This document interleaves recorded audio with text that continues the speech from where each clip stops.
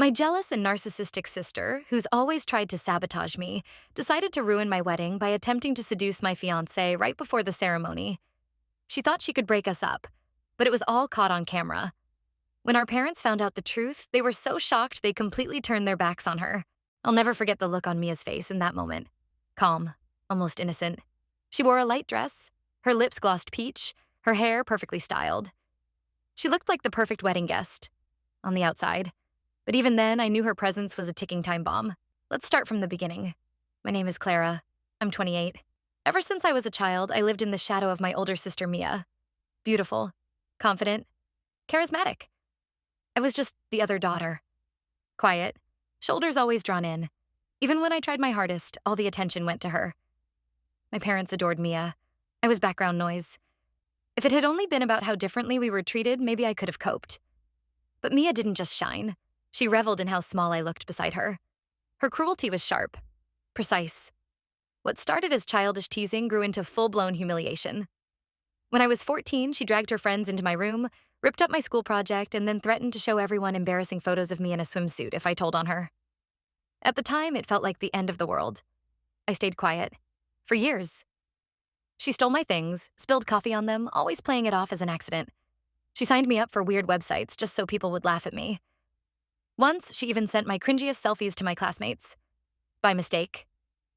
And every time I tried to defend myself, Mom would sigh.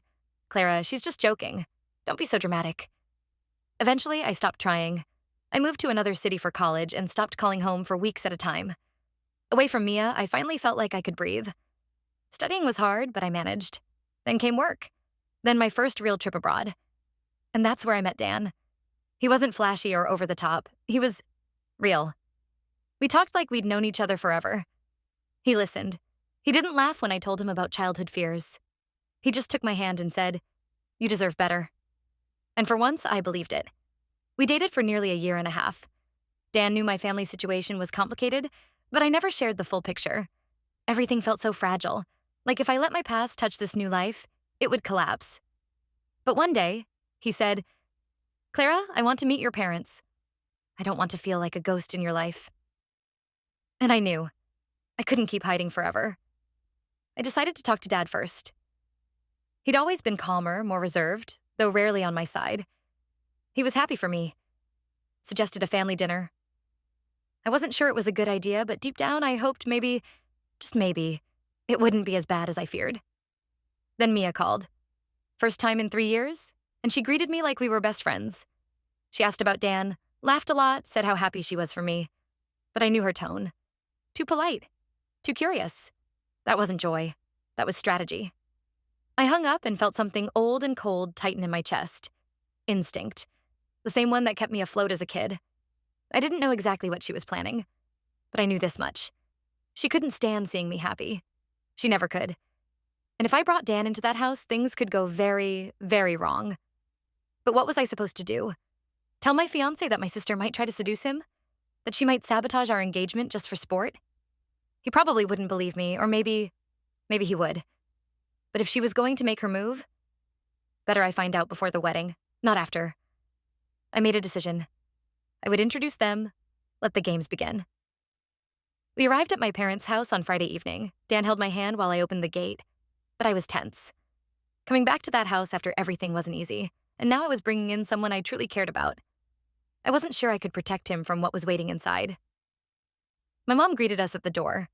She smiled, but it was the kind of forced smile she always used. She hugged me like someone trying to look close, but there was always something cold about it. My dad was calm, as usual, and genuinely seemed happy to meet Dan. He invited us out to the porch and opened a bottle of wine. For a second, I thought maybe things would go okay. Then Mia showed up. She walked out like she was entering a fashion shoot. New dress, perfectly styled hair, makeup on point. She looked like she was headed on a date, not just joining a family dinner. And of course, she went straight for Dan. Gave him this big, dramatic hug. I saw him tense up just a little. He was polite, but clearly caught off guard. He didn't know who she really was. At dinner, she sat right next to him. I asked her to switch places because I wanted to sit next to my boyfriend, and she did, but gave me this look like I had just slapped her. She kept jumping into the conversation, repeating things Dan said like she had the exact same interests, even when I knew for a fact it was a lie. After dinner, I went upstairs to take a shower. Dan stayed downstairs with my parents. When I came back down, I saw Mia standing near our room holding her phone. She told me she lost her phone and wanted to ask Dan to call it. I knew that move. She just wanted his number. Later, Dan told me she tried to open up to him, talking about her divorce and how she was broken and still healing. He said it made him uncomfortable, and he didn't know how to respond. He wasn't used to people being that intense right away. But I knew Mia. She didn't do anything without a reason. She was laying the groundwork. The next day, we planned to go for a walk. Dan said he wanted to see the neighborhood, and I thought it would be nice to spend time alone. Right on cue, Mia popped into the room and said, "Oh, great idea. I'll come too," like she was invited. Dan looked confused for a second, then calmly told her he wanted some alone time with me. Her face turned red, and she stormed out, slamming the door. While we were walking, I couldn't relax. I kept looking around, expecting her to show up again. Inside, I felt the same dread I used to feel as a kid, like I was just waiting for something to go wrong. Dan noticed I was tense, held my hand, and said everything was okay. I nodded. I wanted to believe him. I really did. But something told me this wasn't over. A few days later, I noticed Mia had added Dan on social media. She started liking his old posts, even super old ones from years ago, and left heart emojis in the comments. It looked pathetic, but it still made my stomach turn. She wasn't just being flirty. She was pushing boundaries. I checked Dan's phone, not because I didn't trust him, but because something felt off. I saw messages from Mia, cat videos, memes, random cute stuff. He hadn't responded, but then I saw a missed call from her. At 3:14 a.m., I asked Dan why he didn't tell me. He said he didn't want to upset me, that Mia had been crying on the phone, saying she was struggling and just needed someone to talk to. He told her she should talk to our parents instead. He said he didn't know what to do. I didn't say much. I nodded. But inside, I felt sick. I wasn't scared he'd fall for her. I was scared he'd get tired of all this, that he'd see how messy my family is and decide he didn't want to be part of it. I didn't want him dragged into this. But I knew Mia. She never stopped after the first try. I still don't know why I opened his notes. It's not like me. I'm not the kind of person who goes through someone else's phone. Dan had left his phone on the table and gone to shower. I was cleaning up in the kitchen, but my thoughts kept circling back to Mia. I was trying to convince myself everything was under control. But deep down, something was buzzing, like I was waiting for things to fall apart. I wasn't looking for anything specific. I just tapped on his notes app. I expected grocery lists, reminders, maybe a few work ideas, but one title stood out. Not sure if I should say this. My hand started to shake as I opened it. It wasn't long, just a few paragraphs, but it hit me straight in the chest. Sometimes I wonder if I can handle all of this. Not because I don't love Clara, I do, but I see how much she's been through, how much pain she's learned to carry and hide. And I'm scared I won't be enough to outweigh all of that. It hurts when her family pretends to love her, then turns around and cuts her down. I get angry when I see Mia inserting herself into our lives. I get angry that I have to stay quiet so I don't make things worse. And I'm afraid that one day, Clara will think I'm just like them, that I'll pull away too. And I don't know how to show her I never will. I read it more than once. My hands were sweaty, my throat dry. He had never said any of this to me, never hinted that it was weighing on him. He always tried to seem calm, grounded, like nothing could shake him. But inside, he had the same fears I did. When he came back from the shower, I already knew I couldn't keep it to myself. I told him I'd seen the note, that I hadn't meant to snoop, I just felt something was off. He froze at first, then sat down next to me and nodded. He was quiet for a long time. Then he finally said, "I didn't want to upset you. I just didn't know how to say it out loud. This is all a lot." I told him I understood, that it's a lot for me too, that I live with the constant fear that one day he'll say, "I'm done." Because sometimes I get tired of myself too, and all I really need is to know he's still choosing me. We didn't need a dramatic conversation. We just sat there, quietly. But there was more in that silence than in most words. The next morning, I woke up early. Dan was still asleep. I picked up his phone and saw a notification. Mia had messaged him again.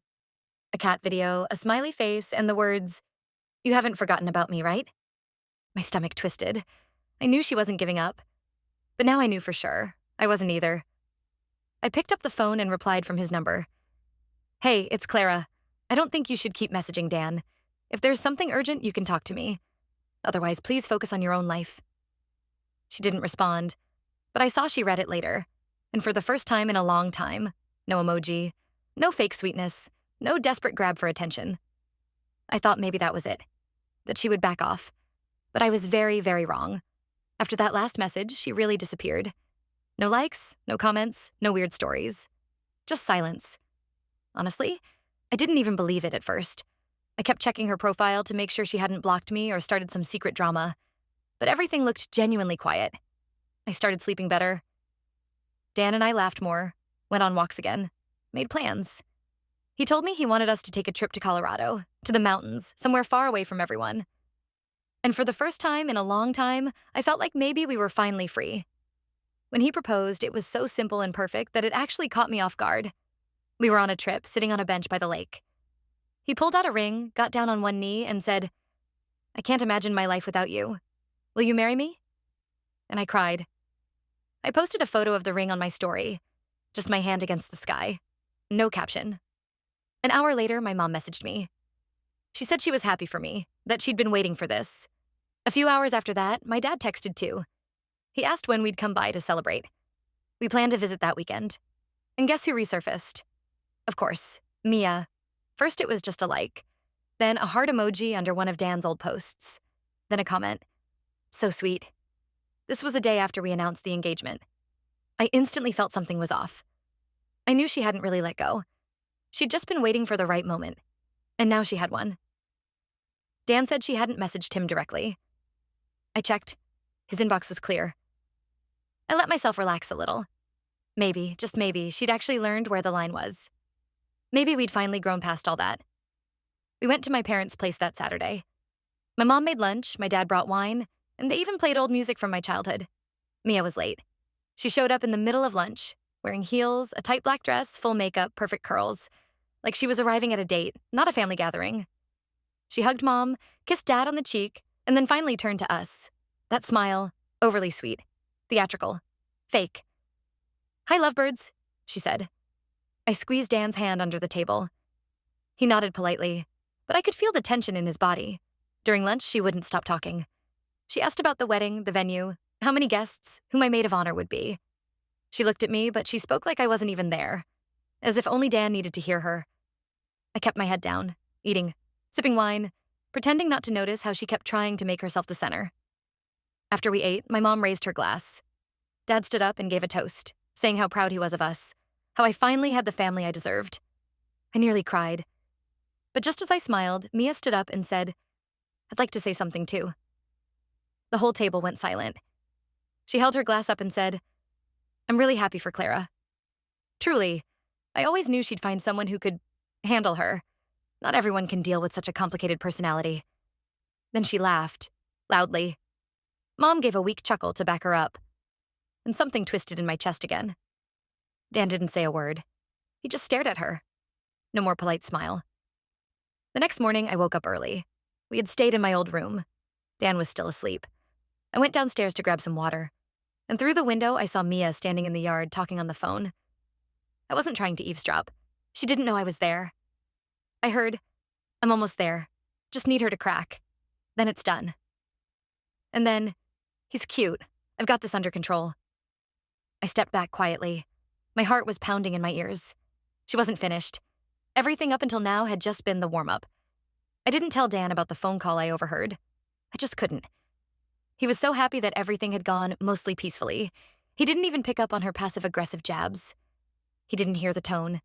He didn't feel how every word was a needle. But I did, in every cell of my body. Still, I kept quiet, because I was tired of always being the one who starts drama. A couple of days after that visit, things got weird again. Dan said Mia had added him on Facebook. He showed me. The notification was there. Then came the first message. "Hey, sorry if I acted a little weird at lunch. I just worry about Clara. Hope you don't think I'm, you know." He didn't respond, just ignored it. We agreed it was better that way. But she didn't stop. Every few days, there was something new. A cute cat video. A link to an article about anxiety with a note. "Thought this might help you or Clara." Then a voice message where she talked about her divorce and how no one understood her. She chose her words carefully. No flirting, no romantic hints. Just friendly concern. Just guilt-tripping disguised as kindness. Dan started getting anxious. He didn't know if he should show me the messages. He was afraid I'd get upset. I could tell something was off. He didn't know how to hide it. One night, I asked him directly, "Is she texting you?" He nodded. I told him next time, "Show me. No hiding." That same evening, another message came through. This time, a photo. Black and white. Her face, close up. Caption, "Can you tell when someone's been holding it all in for too long? Sometimes you just want someone to see you." I felt sick. I didn't scream. I didn't make a scene. I just said, "Please give me her number." He handed me the phone. I opened the chat and started typing. "Hi, Mia. It's me again. I see you didn't get the memo about boundaries. Dan is my fiancé. If you're struggling, call a doctor, a friend, a parent, but stop using him as your emotional crutch.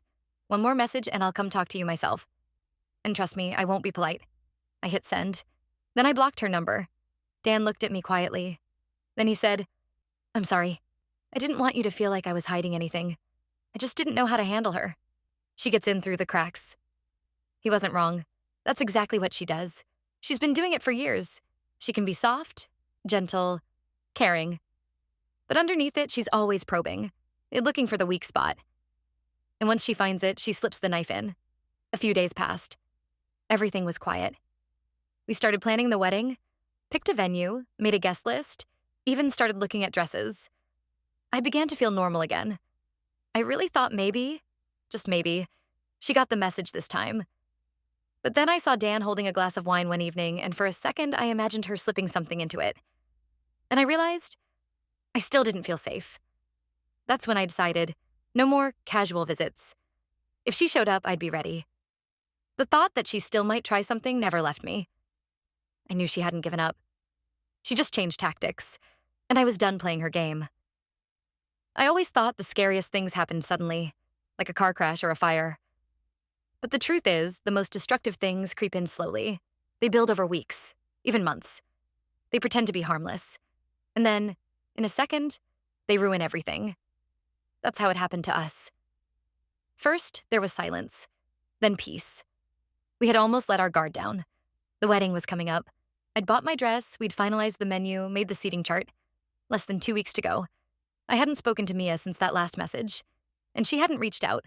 No social media, no updates through Mom. I thought maybe, just maybe, she realized she'd crossed a line. 3 days before the wedding, Mom called and said Mia wanted to attend. That she was sorry. That she'd been crying every night. That I should show some compassion. I told her Mia could come, as long as she stayed quiet. I didn't want drama. I just wanted peace. Naive of me. Wedding day, morning. Everything looked beautiful.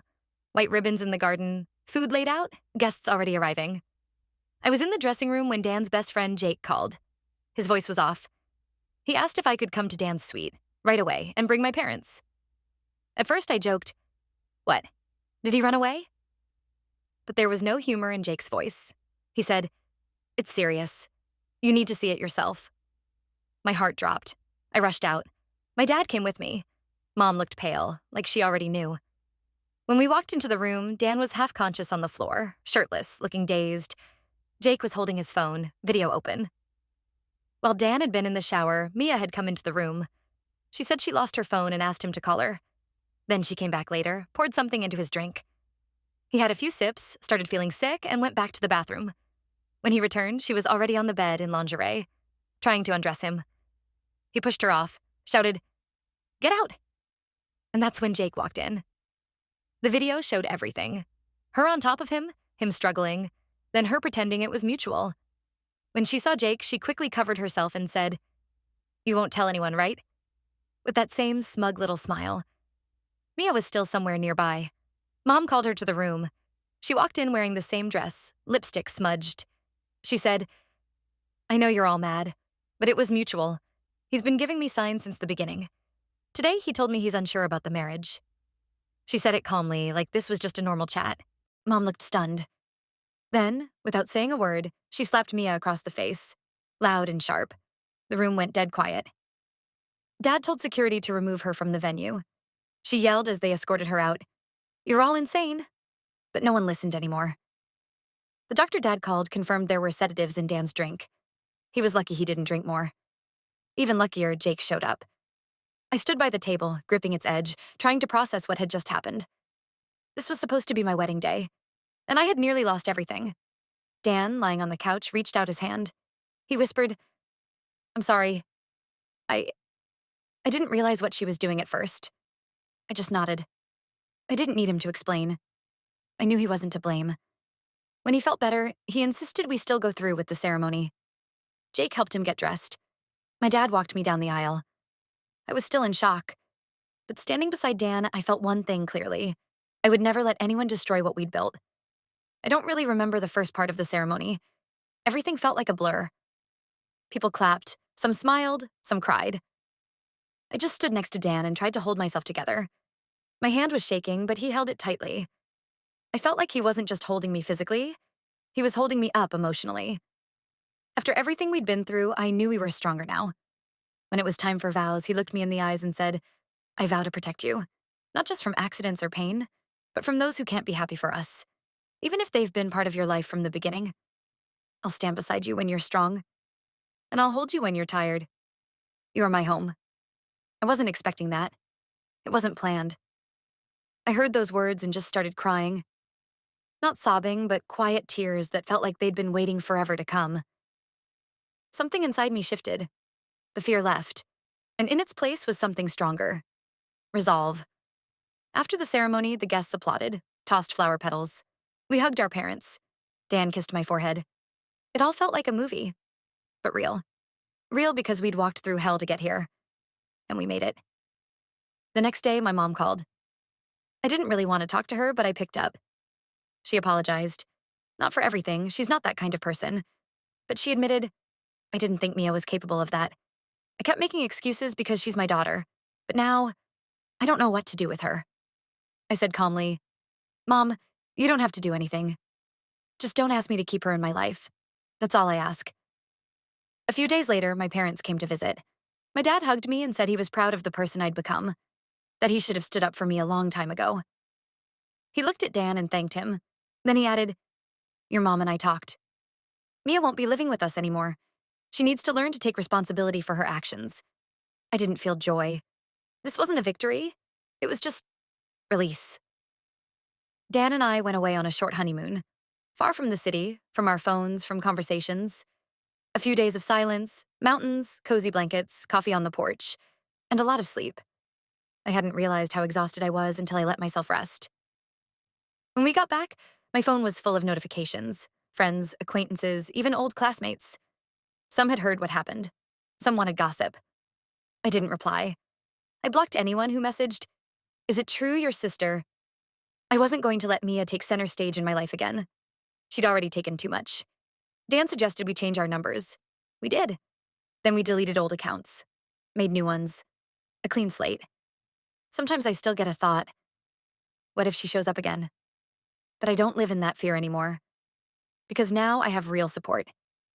Because I'm no longer the girl who could be broken so easily. The wedding wasn't the start of some fairy tale. It was the turning point. The moment I finally realized I had a right to peace. Sometimes it feels like all of this happened to someone else. Like I'm watching a story about a different girl. A girl who was belittled, picked apart, broken down for years, and somehow swallowed it all. And then, one day said, "Enough," and walked away. I'm not romanticizing it. There was no magical transformation, no instant freedom. There was fear. There was pain. There was a lifetime of being trained to tolerate. I grew up in a house where love was conditional, where "you need to understand" was said more than "you're right." It took me almost 30 years to realize I didn't have to earn respect. When it was finally over, not just the wedding, but the entire story with Mia, I felt like something inside me had cleared. Like space had opened up. Space for actual life. Without constant tension, without waiting for the next blow, without shame for being too sensitive or not forgiving enough. I used to think I had to explain things to Mia, to be softer, more patient.